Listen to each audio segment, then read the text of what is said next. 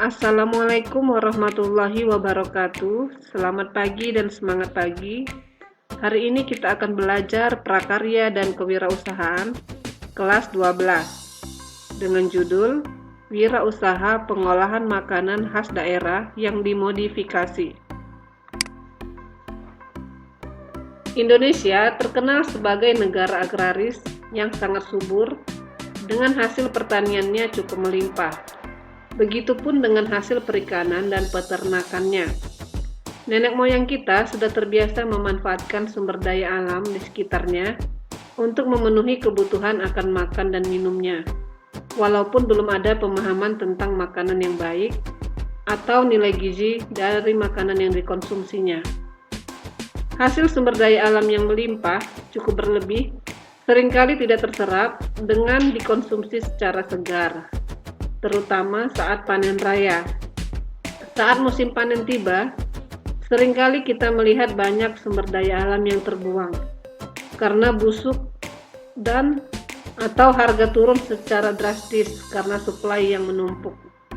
Dibutuhkan satu solusi yang cukup baik untuk menanggulangi masalah ini agar tidak terus terjadi. Teknologi pengolahan untuk sumber daya alam ini, baik nabati maupun hewani, adalah hal yang dibutuhkan untuk dapat menyelamatkan sumber daya alam agar bisa lebih tahan lama, sehingga harga bisa ditahan tidak merosot turun. Setiap daerah di Indonesia mempunyai makanan dan minuman khas yang kemudian menjadi ciri khas dari setiap daerah tersebut. Makanan khas daerah biasanya makanan yang biasa dikonsumsi oleh masyarakat di daerah tersebut, dengan cita rasa khas yang diterima oleh masyarakat tersebut. Cita rasa khas ini dapat menjadi nilai lebih, tetapi juga bisa menjadi nilai negatif jika tidak ditangani dengan tepat. Sehingga pemilihan model penanganan yang tepat sangat diharapkan untuk menjadikan makanan khas daerah ini menjadi lebih bernilai baik dan bisa tersebar ke wilayah yang lebih luas. Wirausaha baru ini dapat diciptakan sedini mungkin, bahkan sejak masih duduk di bangku sekolah, sehingga dengan adanya mata pelajaran kewirausahaan menjadi salah satu usaha dan upaya untuk mendorong remaja berpikir untuk masa depannya dengan menjadi wirausahawan. Berbagai wirausaha bisa dipilih sesuai dengan kemampuan dan kesukaannya, dan salah satunya adalah wirausaha di bidang makanan dan minuman. Perencanaan usaha pengolahan makanan khas daerah yang dimodifikasi. Kewirausahaan bidang makanan olahan bisa menjadi alternatif yang sangat menjanjikan. Pilihan wirausaha pada produk makanan khas daerah adalah pilihan tepat, karena banyak faktor kemudahan dan peluang. Indonesia adalah negara yang sangat majemuk, beragam daerah dengan beragam budaya, juga beragam khas daerahnya. Hampir di setiap daerah mempunyai makanan khas. Sistem pengolahan makanan khas daerah yang dimodifikasi. Produk makanan hewani khas daerah.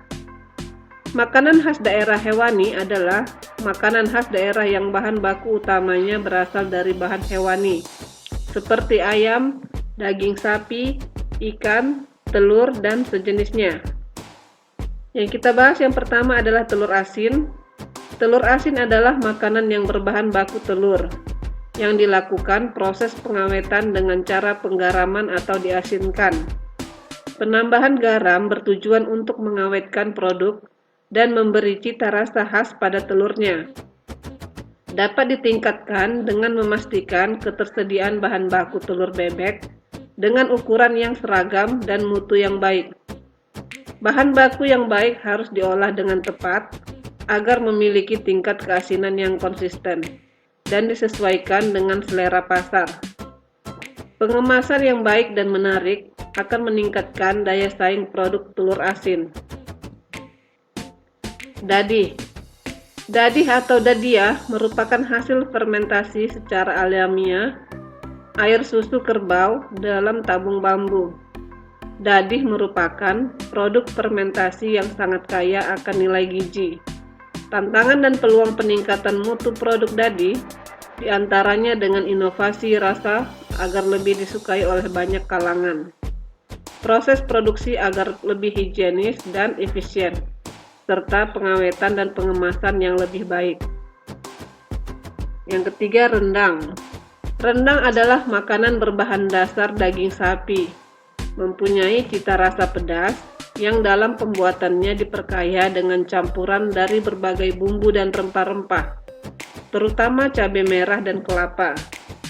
Peluang pengembangan rendang adalah penyediaan rendang dengan berbagai level tingkat kepedasan, peningkatan mutu yang lebih baik dan seragam, serta peningkatan keawetan dengan bantuan pengemasan yang lebih baik. Produk makanan nabati khas daerah. Makanan khas daerah nabati adalah makanan khas daerah yang bahan baku utamanya berasal dari bahan nabati, seperti dari sayur-sayuran, buah-buahan, umbi-umbian, kacang-kacangan, dan sejenisnya. Contohnya asinan. Asinan merupakan jenis makanan dari buah-buahan atau sayuran segar yang diberi kuah dengan panduan berbagai jenis bumbu, terutama cabai, gula, dan pengasaman. Tantangan dan peluangnya adalah peningkatan mutu asinan, tingkat keawetan, dan pengemasan yang lebih baik agar konsumen lebih nyaman dalam membawa dan mengkonsumsinya. Fruit leader. Fruit leader adalah makanan dari buah-buahan yang sudah diproses dengan cara penghancuran buah, pencetakan, yang kemudian dikeringkan. Tantangan dan peluang untuk wirausaha fruit leader ini masih sangat terbuka, karena pesaingnya masih sedikit, bahan baku melimpah, dan pasar cukup besar. Inovasi produk dan kemasan masih sangat terbuka lebar untuk dikembangkan. Mochi. Mochi adalah makanan yang terbuat dari ketan yang ditumbuk sehingga lembut dan lengket, kemudian dibentuk sesuai selera. Tantangan wirausaha mochi adalah pengembangan variasi bentuk, rasa dan isi, serta kemasannya. Tugas.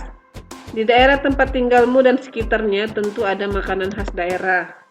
Carilah informasi melalui pengamatan, wawancara, maupun dari literatur tentang makanan khas daerahmu. Tuliskan menjadi sebuah daftar tabel. Kemudian, pilih salah satu dari jenis makanan khas daerah dari daftar tersebut yang paling disukai. Tulis dan gambarkan informasi tentang makanan tersebut pada kertas A4 dengan 500-1000 karakter. Penghitungan harga jual makanan khas daerah yang dimodifikasi. Yang pertama adalah investasi alat dan mesin. Investasi alat dan mesin yaitu pembelian perlengkapan alat dan mesin produksi yang dibeli. Yang kedua, biaya tidak tetap atau variabel. Biaya tidak tetap adalah biaya yang dikeluarkan sesuai dengan jumlah produksi. Jadi sifatnya tidak tetap, bisa berubah sesuai jumlah produksinya. Biaya tidak tetap biasanya meliputi biaya bahan baku, bahan pembantu, bahan baku kemasan. Yang ketiga, biaya tetap. Biaya tetap adalah biaya yang dikeluarkan dan jumlahnya tetap setiap bulannya, berapapun jumlah produksinya. Biaya tetap meliputi biaya tenaga kerja, listrik atau air, gas, penyusutan alat, dan lainnya. Total biaya. Total biaya adalah jumlah keseluruhan biaya tidak tetap dan biaya tetap. Harga pokok produksi atau HPP. Harga pokok produksi atau HPP adalah harga pokok dari suatu produk, di mana jika dijual dengan harga tersebut, maka produsen tidak untung dan tidak rugi. HPP ditentukan untuk bisa menentukan harga jual, di mana harga jual adalah HPP ditambah margin keuntungan yang akan diambil. Harga jual. Harga jual adalah harga yang harus dibayarkan pembeli untuk mendapatkan produk tersebut. Harga jual bisa ditentukan dengan mempertimbangkan HPP dan juga produk pesaing. Harga jual meliputi harga dari pabrik dan harga konsumen. Penerimaan kotor. Penerimaan kotor adalah jumlah penerimaan uang yang didapatkan oleh perusahaan sebelum dipotong total biaya. Pendapatan bersih. Pendapatan bersih adalah jumlah penerimaan uang yang didapatkan oleh perusahaan setelah dipotong total biaya. Penentuan media promosi makanan khas daerah. Perlu dilakukan strategi yang tepat untuk menunjang keberhasilan pemasaran produk. Salah satu strategi pemasaran yang biasa digunakan adalah 4P, yaitu produk atau produk, price atau harga, place atau tempat, dan promotion atau promosi. Yang pertama, perkenalan. Tahap pertama, kenalkan produk dengan teman-teman dekat, teman sekolah, tetangga di sekitar komplek. Beri sedikit tes produk agar mereka bisa mencicipi produk buatan supaya mereka tertarik membeli. Yang kedua, pertemuan rutin. Pertemuan rutin pada area kecil misalnya RT atau RW atau komplek perumahan. Pertemuan PKK, Dharma Wanita, arisan bisa dijadikan media promosi makanan khas daerah efektif. Yang ketiga, pameran atau bazar. Pameran atau bazar yang diselenggarakan oleh instansi atau departemen tertentu maupun pihak swasta dan perorangan dapat digunakan untuk media promosi makanan khas daerah yang baik. Yang keempat, media sosial. Media sosial bisa dimanfaatkan untuk media promosi efektif dan efisien. Perbanyak teman dan follower untuk memperluas pemasaran. Bisa juga membuat blog gratis atau website yang berbayar dengan relatif terjangkau harganya. Yang kelima, penjualan kreatif. Memanfaatkan munculnya fenomena pasar kaget di hampir setiap kota di Indonesia. Juga saat ada momen Car Free Day atau pada kesempatan lainnya.